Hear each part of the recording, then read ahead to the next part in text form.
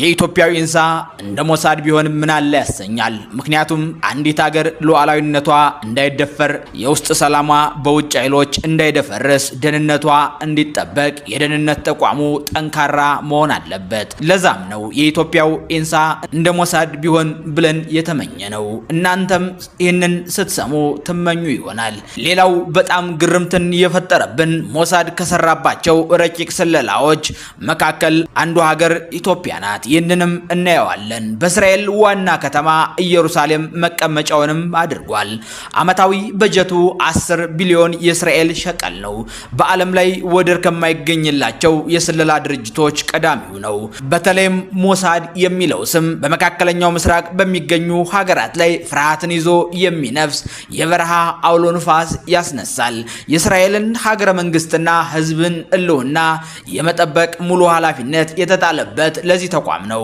ሞሳድ እጅግ በጣም ረቂቅ ውስብስብና ሚስጥራዊ የስለላ ተቋም ነው። በሰላም መኖር ከፈለክ ሁሌም ለጦርነት ዝግጁ ሁን የሚለው አባባል የተጠነሰሰው ከሞሳድ ነው። ታዲያ በዛሬው ዝግጅታችን በዓለም አስፈሪው የስለላ ድርጅት ሞሳድ ገጽታንና ያከናወናቸውን 8 አስደናቂ ኦፕሬሽኖችንም ይዘናል። ሳብስክራይብ ማድረግ አይዘንጋ። አብራችሁን ቆዩ። የምድራችን አስፈሪው የስለላ ድርጅት ሞሳድ ነው። በ1949 የእስራኤልን የስለላና የደህንነት ተግባራት እንዲያከናውን ሲባል ሞሳድ ሌሞኢዲን ኢልታፍጋኒ ሞሆዲን ሞሳድ በሚል ስያሜ ተቋቋመ። ሞሳድ ያለምንም አዋጅና ደንብ የተቋቋመ የዓለማችን ብቸኛ የስለላ ድርጅት ነው። በሞሳድ ስራ ማንም ጣልቃ እንዳይገባ የሚወስነውም ውሳኔ ያለ ሕግ ይፈጸማል። የሞሳድ ብዛታቸው የማይታወቁ የስለላ ሰራተኞች በዓለም ሀገራት እንዳሸዋ ተበትነዋል። እንደ ሰማይ ኮከብ ተቆጥረውም አያልቁም። ሀገራችን ኢትዮጵያን ጨምሮ በሁሉም ሀገራት ከወጥ ቤት እስከ ቤተ መንግስት፣ ከእስራኤል ድንበር እስከ ዓለም ድንበር፣ ከትምህርት ቤት እስከ እምነት ቤት ድረስ አስፈላጊ መረጃዎችን ለማግኘት የሚያነፈንፉ የዓለምን ሕዝብ ውሎና ዳር የሚሰልሉ ሰላዮች አሉትኝ። ይህ አስፈሪ ተቋም እጅግ በርካታ የሀገር መከላከል ስራዎችን ሰርቷል። በአጠቃላይ የእስራኤል ሕዝብ ተኝቶ የሚያድረው ሞሳድ ስላለ ነውም ይባልለታል። በዓለም የስለላ ታሪክ ከባድ የሚባሉ ተልእኮዎችን በጥንቃቄ ማንም ሳይደርስበትና ምንም አይነት አሻራ ሳይተው ይፈጽማል። ሞሳድ ኪሂዶ የተባለ በጣም በከፍተኛ ሚስጥር የተደራጀ የግድያ ቡድንም አለው። ይህ የግድያ ቡድን ተልእኮውን በዓለም ጫፍ ሁሉ እስራኤል ያልፈለገችውን ይሰውራል፣ ይገድላል፣ አድራሻውንም ያጠፋል። ለሀገሪቱ የሚያሰጋትን ማንም ሰው ቢሆን ያለምንም አሻራ ጸጥ ረጭ ያደርገዋል። ለሞሳድ ልዕለ ኃያሏ ሀገር አሜሪካ በመዳፉ ስር ናት ቢባል ማጋነን አይሆንም። ምክንያቱም እንኳን ያደረገችውን ገና የምታስበውን ሳይቀር አነፍንፎ ይደርስባታል። ሞሳድ በስለላ ዓለም ውስጥ ከዓለም በቀዳሚነት ዙፋን ይቀመጣል። ሞሳድን ማምለጥ አይቻልም የተባለለት ዋነኛ ምክንያትም አለ፣ እናየዋለን። ይህ በረቂቅ ስለላ ተግባሩ መቼም የትም ቦታ ያሻውን የሚያገኝ የፈለገውን የሚያደርግ ከባድ ተቋም መሆኑ ነው። በዓለም ቁንጮ የሆነው የሞሳድ የስለላ ድርጅት ካከናወናቸው በርካታ አስገራሚ ኦፕሬሽኖች መካከል 8ቱ ዓለምን አጀብ ያሰኙ ስለላዎችን እናስደምጣቸዋለን። ሌላው ሞሳድ ሞክሮ የከሸፈበትን ስለላም እናስደምጣቸዋለን። ይህ ብቻ አይደለም፣ በሐማስ የተበለጠበትን ኦፕሬሽን ስራዎችንም ታደምጡታላችሁ። ታዲያ ይህንን ስትሰሙ ሀገራችን እንደ ሞሳድ የሆነ ሀገር የሚያኮራ የስለላ ድርጅት ቢኖራት ሰላም እንሆን ነበር ትላላችሁ። አንደኛ አዶልፍ ኤክማን የናዚ ጦር አዛዥ ናቸው። ሞሳድ ከሚታወቅባቸው የስለላ ስራዎች አንዱ በአውሮፓውያኑ 1960 የናዚ ጀርመን የጦር መኮንን የነበረው አዶልፍ ኤክማን ከአርጀንቲና አፍኖ ያመጣበት ሴራው አንዱ ነው። የጀርመን የጦር መኮንን በአርጀንቲና ተጠግቷል። ታዲያ ይህንን የጦር መኮንን ለመያዝ ሲፈልግ የአርጀንቲና ባለስልጣናትን በግብዣ ሰበብ በአርጀንቲና በሚገኘው የእስራኤል ኤምባሲ በግብዣ ሰበብ ሰበሰባቸው። ዋናው ነገር እዚህ ላይ ነው። ለበቀል የተነሳሳው የአይሁዶች ጭፍጨፋን ካቀናባበሩ የናዚ መኮንኖች መካከል አንዱ የሆነው ኤክማን በሁለተኛው የዓለም ጦርነት በናዚ ማጎሪያዎች ውስጥ በርካታ አይሁዳውያኖችን እንዲገደሉ አድርጓል። በወቅቱ 6 ሚሊዮን አይሁዶች በናዚ ጀርመን ተገድለዋል። ኤክማን ሁለተኛው የዓለም ጦርነት ከተገባደደ በኋላ በተለያዩ አገራት ሲደበቅ ቆይቷል። የሞሳድ የስለላ ድርጅትም ይህንን የናዚ ጀርመን የጦር መኮንንን ለመያዝ ካሴረ ሰነባብቷል። ከዚያም 14 ሰላዮች ያሉት የሞሳድ ቡድን ኢክማንን አፈላልጎ ከደቡብ አሜሪካዊቷ ሀገር አርጀንቲና አፍኖ ወደ እስራኤል በማምጣት ለፍርድ በማቅረብና በሞት እንዲቀጣ አድርጎታል። በጣም የሚገርመው ኢክማን ከአርጀንቲና አየር መንገድ ታፍኖ ወደ እስራኤል በሚወሰድበት ሰዓት የአርጀንቲና ባለስልጣናት አልሰሙም። ይህም ብቻ አይደለም፣ በሀገራቸው ምድር በሚገኝ የእስራኤል ኤምባሲ ውስጥ ታላቅ ግብዣም ሲደረግላቸው ነበር። እንዲህ አድርገው የጀርመኑን ናዚ የጦር መኮንን ተበቅለውታል። ሁለተኛ የሞሳድ ኢንቴብ ከተማ የ90 ደቂቃዎች ኦፕሬሽን በኡጋንዳ ነው። በምስራቅ አፍሪካዊቷ ሀገር ኡጋንዳ ውስጥም በእስራኤል የስለላ ድርጅት የተካሄደው አንቴብ ኦፕሬሽን ከሞሳድ ትልቅ ድሎች አንዱ ተደርጎም ይቆጠራል። ሞሳድ የደህንነት መረጃዎችን ሲያቀርብ፣ የእስራኤል ወታደራዊ ኃይል ደግሞ እጅግ ውስብስብ የነበሩትን ተልእኮዎች በስኬት አጠናቆታል። ከእስራኤል ቴልአቪቭ በግሪክ አቴንስ በኩል ወደ ፓሪስ እያቀና የነበረው አውሮፕላን ተጠልፎ ነበረ። ወደ ኡጋንዳ የመጣው አውሮፕላኑ 250 መንገደኞችን አሳፍሮ የነበረ ሲሆን 103 የሚሆኑት ደግሞ እስራኤላውያን ነበሩ። ሁለት የጀርመናውያን የጠላፊዎች አውሮፕላኑን ወደ ኡጋንዳ እንዲበር አስገደዱት። አገራትን አቋርጠው የዜጎቻቸውን ሕይወት ለመታደግ የተሰማሩት የእስራኤል ኮማንዶዎች በሞሳድ ድጋፍ ታጋቾችን ማስለቀቅ ችለዋል። ይህንን አውሮፕላን ጠለፋ ለማክሸፍ በተወሰደው እርምጃ 3 ታጋጅ ጠላፊዎች፣ በርካታ የኡጋንዳ ወታደሮችና የአሁኑ የእስራኤል ጠቅላይ ሚኒስትር ቤንያሚን ኔታንያሁ ወንድም ዮናታን ኔታንያሁ ተገድለዋል። ሶስተኛ ቤተ እስራኤላውያን ከኢትዮጵያ የወሰዱበት ጥበብ ደግሞ ረቂቅ ነበረ። ሌላው ሞሳድ ካከናወነባቸው ኦፕሬሽኖች መካከል ይህ ስኬታማ ነው ይባልለታል። በዚህም ከ7000 በላይ ኢትዮጵያውያን አይሁዶችን ከኢትዮጵያ በሚስጥር በማስወጣት በሱዳን በኩል ወደ እስራኤል የወሰደበት ረቂቅ መንገድ መነጋገሪያ ነው። ይህ ኦፕሬሽን 5 ዓመታትን የጨረሰ ሲሆን ለ5 ዓመታት ሲቆይ ግን የኢትዮጵያ መንግስት መረጃው አልደረሰውም ነበር። ይህ የሆነው ደግሞ በ1980ዎቹ ሲሆን ሞሳድ ከጠቅላይ ሚኒስትር ሜናኪቭ ቤጊኒ በተሰጠው ትዕዛዝ መሰረት ሐሰተኛ ዳይቪንግ ሪዞርት የመዝናኛ ስፍራ ሽፋንን ተጠቅሞ ቤተ እስራኤላውያንን ከኢትዮጵያ ወደ እስራኤል ማጓጓዝ ችሏለኝ።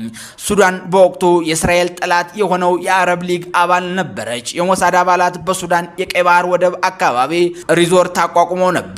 ይህ ሪዞርት ለሰላዮች እንደ ካምፕ ሆኖም ያገለግላል። ሰላዮች ግን ቀን ቀን የሆቴል ሰራተኛ ሆነው ያገለግላሉ።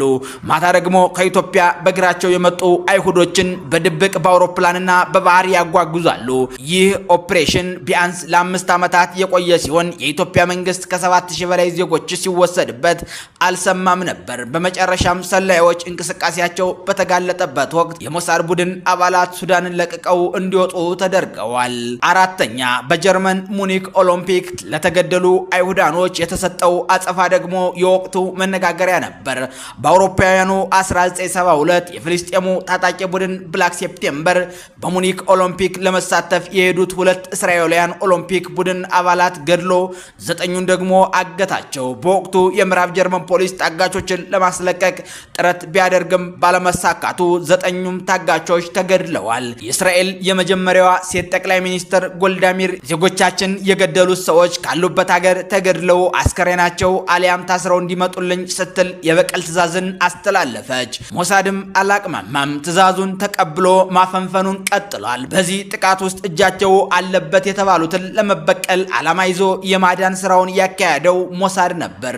ሞሳድ መሐመድ ሐምሻሪን ጨምሮ በርካታ ፍልስጤም ነፃ አውጪ ቡድን አባላትን ኢላማ ማድረግ ጀመረ። ኢላማውም ስኬታማ ነበረ። ሞሐድ ሐምሻሪ ፓሪስ በሚገኘው መኖሪያ ቤቱ በሚገኝ ስልክ ላይ በተጠመደ ፈንጅ አማካይነት ተገደለ።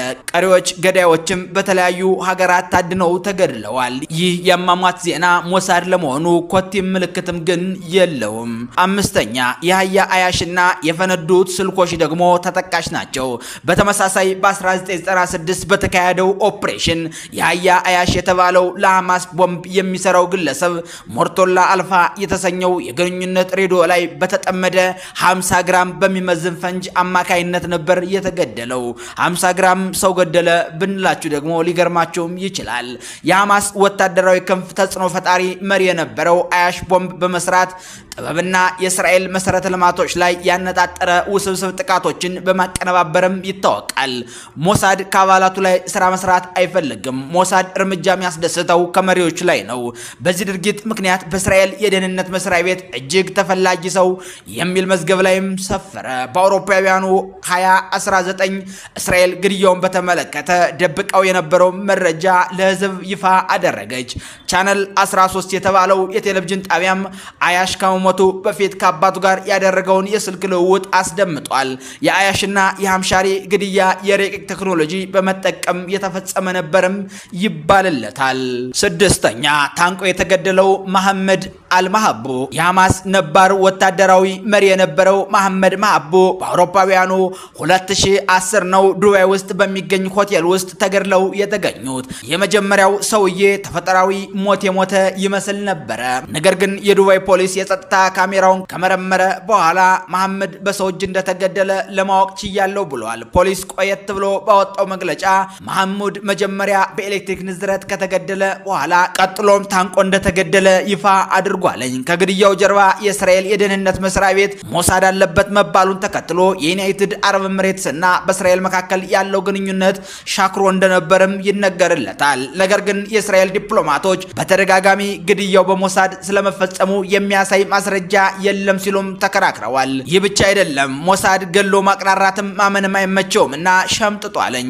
በግድያው አልተሳተፍንም በሚል አስተያየትም ሰጥተዋለኝ። አገሪቱ በመሰል ጥቃቶች ላይ አሊያም ግድያዎች ላይ እጇ ይኖርበትም አይኖርበትም መግለጫ አትሰጥም። የእስራኤል መንግስትና ሞሳድ ለየትኛውም ክስተት ማረጋገጫ ሆነ ማስተባበያ ሰጥተውም አያውቁም። በሞሳድ ቤት አደርጋለሁ ብሎ ማቅራራትም ሆነ ገድያለሁ ብሎ መፎከር የለም። ጸጥ ነው። ጠላትን በዝምታ ፈልጎ ያጠቃል፣ በጸጥታ ድብዛውን ያጠፋል።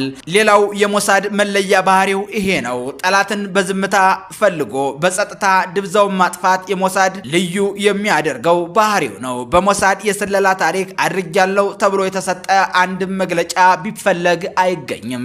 ሰባተኛው የሂዝቦላ መሪዎች የተገደሉት የፔንጀሮች ፍንዳታ።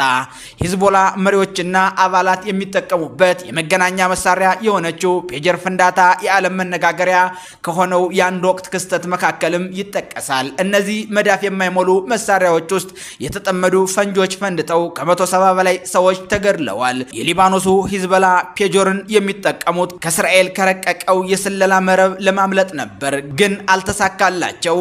ምርምራቸው ለሞት ዳርጋቸዋል። ነገር ግን እነዚህ ፔጀሮች ፈንድተው የሰው ነፍስ ከማጥፋታቸው በላይ ብዙዎችን ክፉኛ እንዲቆስሉ ምክንያት ሆኗቸዋል። አብዛኞቹ ፔጀሮች በሰዎች ጆሮ ላይ እንደተጠጉ ስለፈነዱ በጭንቅላትና በአንገት አካባቢ ለማየት የሚዘገንን ዘግናይ ጉዳትም ተፈጽሟል። ስምንተኛ በኒኩለር ሳይንቲስቱ ሙሳ ፋክራዚድ በኢራን የተደረገው ረቂቅ ግድያ ነው። ይህንን ግድያም በጸጥታ ግደሉት የሚል ትዕዛዝ እንደተሰጠበት ይነገራል። በጸጥታ የተገደለው ዕውቁ የኢራን ሳይንቲስት ነው። ይህ ብቻም አይደለም። ከወራቶች በፊት በኢራንና በእስራኤል መካከል በነበረው ጦርነቱ ገና ሳይጀምር በርካታ የኢራን የኒኩለርና ወታደራዊ አመራሮች መገደላቸው ምንጩ ሞሳድ እንደሆነም ይነገርለታል። ይህኛው በዚህ ቆየና በሞሳድ ተሞክሮ ያልተሳኩ የግድያ ሙከራዎችንም እናስቃኛቸዋለን። ሞሳድ በርካታ የተሳኩ ኦፕሬሽኖችን ፈጽሟል። በአንጻሩ ደግሞ ጥቂት ያልተሳኩ ግድያ ሙከራዎችንም አካሂዷል። በአውሮፓውያኑ 1997 እስራኤል የሐማስ የፖለቲካ ቢሮ ኃላፊ የሆነው ካሊድ ማሻል በጆርዳን በነበረበት ጊዜ በመርዝ ለመግደል ያደረገችው ሙከራ መክሸፉን ተከትሎ ዲፕሎማሲያዊ ቀውስ ገጥሟትም ነበረ። በሞሳድ ሰላዮች በቁጥጥር ስር መዋላቸውን ተከትሎ እስራኤል ለካሊድ ማሻል የተሰጠውን መርዝ የሚያረክስ መድኃኒት ለመስጠትም ተገዳለች። በዚህ ሙከራ ሳቢያ በጆርዳንና በእስራኤል መካከል ያለው ግንኙነት ሻክሮ እንደነበርም ይነገራል። በ2003 እስራኤል በጋዛ ከተማ የሚገኘውን የሐማሱ መሪ የመሐመድ አልዛሃርን ቤት በአየር ጥቃት አወደመች።